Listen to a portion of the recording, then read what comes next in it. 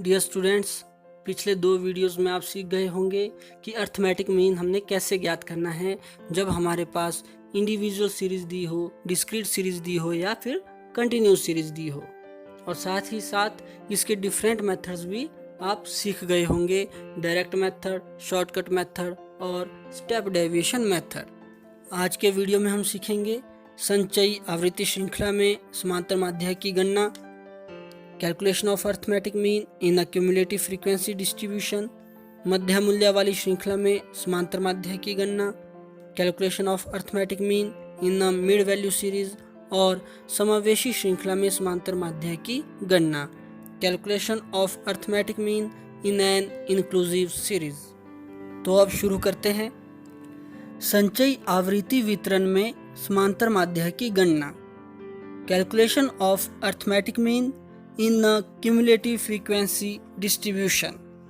तो ये जो संचयी आवृत्ति वितरण है, क्यूमुलेटिव फ्रीक्वेंसी डिस्ट्रीब्यूशन है, इसको हम क्यूमुलेटिव फ्रीक्वेंसी सीरीज, संचयी आवृत्ति श्रृंखला भी कहते हैं। दरअसल संचयी आवृत्ति श्रृंखला वह श्रृंखला होती है जिसमें आवृत्तियों को वर्गानुसार अलग अलग न रख करके संचयी रूप में जोड़ दिया जाता है। और आप पहले भी पढ़ चुके हैं कि संचयी आवृत्ति श्रृंखला के प्रस्तुतिकरण की 2 विधियां हैं, से कम विधि लेस देन मेथड और से अधिक विधि मोर देन मेथड। और इन विधियों में हमने समांतर माध्य कैसे निकालना है उसको हम आज सीखेंगे। तो सबसे पहले हम करते हैं से कम विधि के द्वारा। अब आपके सामने यहाँ पर एक एग्जाम्पल दिया गया है जिसमें आपके सामने अंक दिए गए हैं 10 से कम, 20 से कम, 30 से कम, 40 से कम और 50 से कम, जबकि विद्यार्थियों की संख्या दी गई है 5, 17, 31, 41 एंड 49। अब आप यहाँ पर देख सकते हैं कि हमारे पास ये जो श्रृंखला दी गई है ये संचयी आवृत्ति श्रृंखला है, क्योंकि यहाँ पर जो फ्रीक्वेंसीज है, जो आवृत्तियां हैं, उनको संचय करके इकट्ठा करके लिखा गया है। संचय का अर्थ होता है इकट्ठा करना, जोड़ना। तो सबसे पहले जो संचयी आवृत्ति श्रृंखला है इसको हम साधारण आवृत्ति श्रृंखला में चेंज करेंगे। अब आप यहाँ पे देख सकते हैं कि जो अंक आपके सामने दिए गए हैं वो है 10 से कम और विद्यार्थियों की संख्या कितनी है? 5। तो 10 से कम का अर्थ क्या हुआ? 0 से लेकर 10। अच्छा, 0 से 10 क्यों? 5 से 10 क्यों नहीं? क्योंकि यदि आप ये जो अंक दिए गए हैं इसके ऊपर नजर दौड़ाएं तो यहाँ पे आप देखेंगे कि इन सब में जो अंतर है वह 10 का अंतर है, डिफरेंस जो है वो 10 का है। और से कम विधि का प्रयोग कर रहे हैं इसलिए आप सब में से 10-10 को कम करते चलेंगे। तो आपके पास जो x आता है वो इस प्रकार आएगा 0 to 10, 10 to 20, 20 to 30, 30 to 40, 40 to 50। अब इसी तरह जो क्यूमुलेटिव फ्रीक्वेंसी है उसको हमने सिंपल फ्रीक्वेंसी में चेंज करना है। तो आपके पास यहाँ पे 10 से कम अंक कितने विद्यार्थियों के थे? 5 के। तो 0 से 10 अंक के बीच में कितने विद्यार्थी आ रहे हैं? 5। वैसे ही 10 से 20 अंक के बीच में कितने विद्यार्थी हुए? अब आप देख सकते हैं कि 20 से कम अंकों में कितने विद्यार्थी थे? 17। 20 से कम, 20 से कम का मतलब हुआ 0 से लेके 20 तक। लेकिन अब हमने, आप ध्यान दीजिए, हमने क्या किया है कि 0 से 10 तक के वर्ग में हमने 5 विद्यार्थी ले लिए हैं। तो अब हमने 10 से 20 के वर्ग में हमने विद्यार्थियों की संख्या लेनी है। तो हम क्या करेंगे? 17 माइनस 5 करेंगे। तो ये आपके पास हो जाता है 12 विद्यार्थी। वैसे ही 30 से कम में आपके पास विद्यार्थियों की संख्या 31 है, लेकिन अब हमने लेने हैं 20 से 30 के वर्ग के बीच में।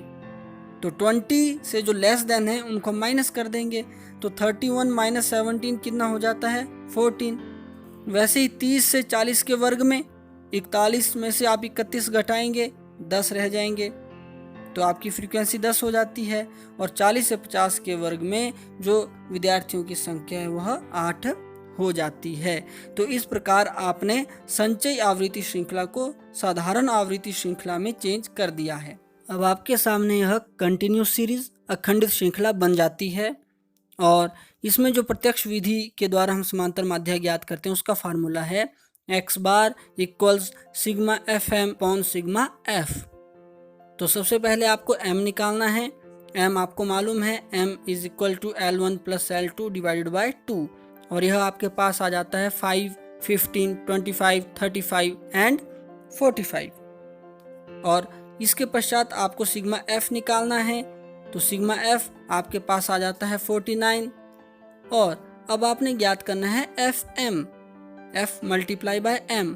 तो ये आपके पास आता है 25, 180, 350, 350 एंड 360 और इस तरह से सिग्मा fm हो जाता है 1265। तो अब x bar equal sigma fm upon sigma f is equal to 1265 upon 49 equals 25.82। तो इस तरह जो आपका अर्थमेटिक मीन आता है, जो समांतर माध्य आता है, वो आता है 25.82 अंक। तो यह था सेकम विधि के द्वारा समांतर माध्य की गणना संचयी आवृत्ति वितरण में। अब हम अगला जो एग्जाम्पल ले रहे हैं वो है से अधिक विधि के द्वारा।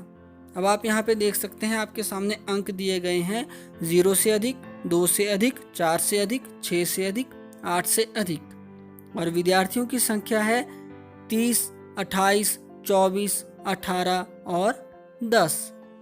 अब आपने इसको फिर से सिंपल फ्रीक्वेंसी डिस्ट्रीब्यूशन या सीरीज में आपने इसको चेंज करना है। अब आप यहाँ अंकों में जो गैप दिया गया है 0 से अधिक, 2 से अधिक, 4 से अधिक, इसी तरह आगे भी, उसमें आप देख सकते हैं कि ये गैप जिसको हम वर्गांतर भी कहते हैं 2 का है। तो जो आपके पास सीरीज बन जाती है, जो x बन जाता है वो है 0 से 2, 2 से 4, 4 से 6, 6 से 8 और 8 से 10। अब हमने जो संचयी आवृत्ति दी है विद्यार्थियों की संख्या के रूप में, उसको हमने फ्रीक्वेंसी में चेंज करना है। तो जो पहले हमारे पास वर्ग है वो है 0 से 2 के बीच में कितने विद्यार्थी हैं, और जो संचयी आवृत्ति श्रृंखला दी थी उसमें दिया हमारे पास 0 से अधिक विद्यार्थियों की संख्या है 30 और 2 से अधिक विद्यार्थियों की संख्या है 28। हमें कितने से कितने के बीच में विद्यार्थी चाहिए? 0 से 2। तो आप देख सकते हैं कि 30 में से 28 को घटाना पड़ेगा, तो आपके पास जो विद्यार्थियों की संख्या आती है, जो फ्रीक्वेंसी आती है वो 2 हो जाती है। वैसे ही 2 से 4 जो हमारा अगला वर्ग है उसमें कितने विद्यार्थी आएंगे? तो आप देख सकते हैं कि 2 से अधिक विद्यार्थियों की संख्या 28 है, जबकि 4 से अधिक विद्यार्थियों की संख्या 24 है। हमें चाहिए 2 और 4 के बीच में, तो 28 में से 24 को घटाएंगे, हमारे पास विद्यार्थियों की संख्या जो फ्रीक्वेंसी है वो आती है 4। इसी तरह अगला वर्ग हमारा बनता है 4 से 6, जिसमें हमने 4 और 6 अंकों के बीच में आने वाले विद्यार्थियों की संख्या लिखनी है। तो 4 से अधिक 24 विद्यार्थी हैं, जबकि 6 अंकों से अधिक 18 विद्यार्थी हैं। तो 4 और 6 के बीच में कितने हो गए? 24 माइनस 18, 6 विद्यार्थी।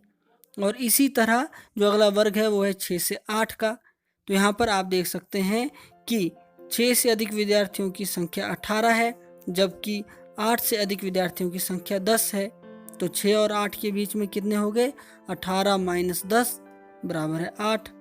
और वैसे ही 8 से अधिक जो हमारा अंतिम संचयी आवृत्ति वितरण दिया गया है वो है 8 से अधिक। तो इसका जो वर्ग बनता है वो है 8 से 10। तो इसमें कितने विद्यार्थी आए? 10, क्योंकि 8 से अधिक कितने हैं? 10। तो 8 से 10 के बीच में कितने हुए? 10। और इस तरह से संचयी आवृत्ति श्रृंखला फिर से साधारण आवृत्ति श्रृंखला में परिवर्तित हो गई है। और यदि आप इसे देखें तो यह अखंडित श्रृंखला है। इसमें अब आप द्वारा साधारण विधि का प्रयोग करके, प्रत्यक्ष विधि का प्रयोग करके आप समांतर माध्य ज्ञात कर सकते हैं।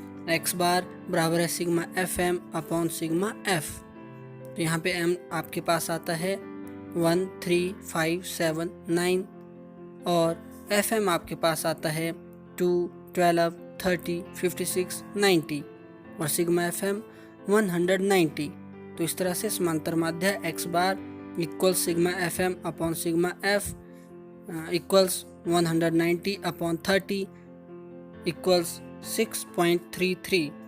तो जो समांतर माध्य वो है 6.33 अंक। अच्छा, कई बार क्या होता है, हमारे पास मध्य मूल्य वाली श्रृंखला भी आ जाती है और उसमें हमने समांतर माध्य की गणना ज्ञात करनी होती है। अब आप यहाँ पे देख सकते हैं कि आपके पास एक एग्जाम्पल दिया गया है जिसमें मध्य मूल्य है, मिड वैल्यू हम जिसको कहते हैं 5, 10, 15, 20, 25, 30, 35 एंड 40। और विद्यार्थियों की संख्या आपके पास दी गई है 5, 7, 9, 10, 8, 6, 3 एंड 2। इसको कैसे सॉल्व करेंगे? तो कंफ्यूज होने की जरूरत नहीं है।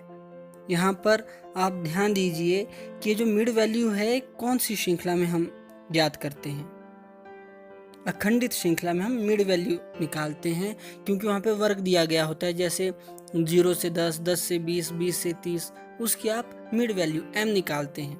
तो यहाँ पे m तो ऑलरेडी दिया है आपके पास और विद्यार्थियों की संख्या, फ्रीक्वेंसी भी दी है, तो कोई दिक्कत नहीं है। आपने बस इसमें फार्मूला लगाना है, x bar equal sigma F M upon sigma F. तो सिग्मा एफ आपके पास 50 आता है और एफ एम आपके पास आता है 25, 70, 135, 200, 200, 180, 105 एंड 80 और सिग्मा एफ एम हो जाता है 995। तो एक्स बार बराबर है sigma F M upon sigma F बराबर है 995 अपॉन 50 और इस तरह से जो समांतर माध्य आपके पास आता है वो है 19.9 अंक। अब एक और एग्जाम्पल हम लेते हैं। आपके पास जेब खर्च दिया गया है 20 से 29, 30 से 39, 40 से 49, 50 से 59 और 60 से 69। साथ ही में विद्यार्थियों की संख्या दी गई है 10, 8, 6, 4 और 2। अब आप इसको ध्यान से देखें तो आप पाएंगे कि ये जो श्रृंखला है यह समावेशी श्रृंखला, इंक्लूसिव सीरीज 20 से 29, 30 से 39, 40 से 49, 50 से 59 और 60 से 69। समावेशी श्रृंखला होती क्या है? अच्छा, समावेशी श्रृंखला वह श्रृंखला होती है जिसमें किसी वर्ग की सभी आवृत्तियां शामिल होती हैं, अर्थात एक वर्ग की ऊपरी सीमा का मूल्य भी उसी वर्ग में शामिल होता है। अब यहाँ पे आपके पास वर्ग दिया है 20 से 29 और इस वर्ग की ऊपरी सीमा क्या है 29। तो 29 की जो आवृत्तियां हैं वो भी इसी में शामिल है, इसी वर्ग में। इसी तरह सभी वर्ग की ऊपरी सीमाओं की आवृत्तियां भी उसी वर्ग में शामिल होती हैं और हमें ये जो सममित श्रृंखला है इसको अपवर्जी श्रृंखला, एक्सक्लूसिव सीरीज में चेंज करने की आवश्यकता नहीं होती है अर्थमेटिक मीन को निकालने के लिए। तो हम इसको सॉल्व करते हैं। आपके पास ये x हो गया 20 से 29, 30 से 39, 40 से 49, 50 से 59 और 60 से 69, जबकि विद्यार्थियों की संख्या फ्रीक्वेंसी है और ये सिग्मा एफ आपके पास होता है 30। अब x को आपने किस में कन्वर्ट करना है, m में, मिड वैल्यू में, तो आपको ज्ञात करना आता है। तो मिड वैल्यू आपके पास आती है 24.5, 34.5, 44.5, 54.5 और 64.5। अच्छा, अब यदि आप यहाँ पे डायरेक्ट मेथड लगाते हैं, प्रत्यक्ष विधि लगाते हैं समांतर माध्य की ज्ञात करने के लिए, x bar equals sigma F M upon sigma F, तो आप इसको सॉल्व कर सकते हैं। थोड़ी कैलकुलेशन आपकी बढ़ जाती है, लेकिन आप इसको दूसरे मेथड के द्वारा भी कर सकते हैं जो कि आपको इजी लगता है। हम यहाँ इसे स्टेप डेविएशन मेथड, पद विचलन विधि के द्वारा ज्ञात करेंगे। तो सबसे पहले हमें फार्मूला याद होना चाहिए, x bar equals a plus sigma F D apostrophe upon sigma F multiply by c। तो सबसे पहले हमने d निकालना है। d कैसे निकलेगा, m minus a, mid value में से हम जो एज्यूम्ड मीन है उसको घटाएंगे। एज्यूम्ड मीन को हम ले लेते हैं 44.5, तो जो d आपके पास है, जो डेविएशन आपके पास है वो आता है -20, -10, 0, 10 एंड 20। अब हमने d एपोस्ट्रॉफी निकालना है जो कि निकलता है d अपॉन c, सी का मतलब कॉमन फैक्टर, तो कॉमन तो आप देख सकते हैं कि यहाँ पे 10 है, तो डी एपोस्ट्रॉफी आपके पास आता है -2, -1, 0, 1 एंड 2। अब हमने एफ डी एपोस्ट्रॉफी निकालना है, पद विचलन और आवृत्ति का गुणनफल निकालना है। तो ये आपके पास आता है -20, -8, 0, 4 एंड 4। और इस तरह सिग्मा एफ डी एपोस्ट्रॉफी आपके पास हो जाता है -20। इन वैल्यूज को पुट करने पर आपके पास आता है x bar equals 44.5 plus -20/30 multiply by 10। तो ये हो जाता है x बार इक्वल्स 44.5 माइनस 6.67। और इस तरह जो समांतर माध्य है वो आपके पास आता है 37.83 रुपीज़। अब यहाँ पर आपके सामने एक वर्कशीट दी जा रही है, आपने इस वर्कशीट को कंप्लीट करना है। आज के लिए बस इतना ही। अब हम नेक्स्ट वीडियो में आपसे मिलते हैं और नेक्स्ट वीडियो में हम करेंगे सही समांतर माध्य की गणना कैसे की जाती है, कोई अज्ञात मूल्य दिया है हम उसको कैसे ज्ञात करेंगे, और भी बहुत कुछ। तो मिलते हैं नेक्स्ट वीडियो में, तब तक बाय।